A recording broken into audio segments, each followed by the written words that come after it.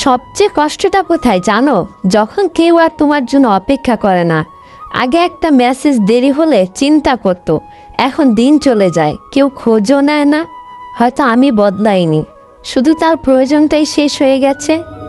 আমি রাগ করি না, শুধু চুপ হয়ে যাই, কারণ আমি জানি আমার রাগেরও আর কোনো দাম নেই। একসময় আমি ছিলাম তার সব কিছু, আর এখন আমি শুধু একটা সিন মেসেজ। ভালোবাসা কখন শেষ হয় জানো? যখন তুমি কথা বলতে চাও আর সে অজুহাত খোঁজে, যখন তুমি কাছে আসতে চাও আর সে দূরে সরে যায়। তখন বুঝে নিও তুমি এখনো ভালোবাসো, কিন্তু সে আর ভালোবাসে না। কিছু মানুষ হঠাৎ করেই বদলে যায় না, তারা ধীরে ধীরে দূরে সরে যায়।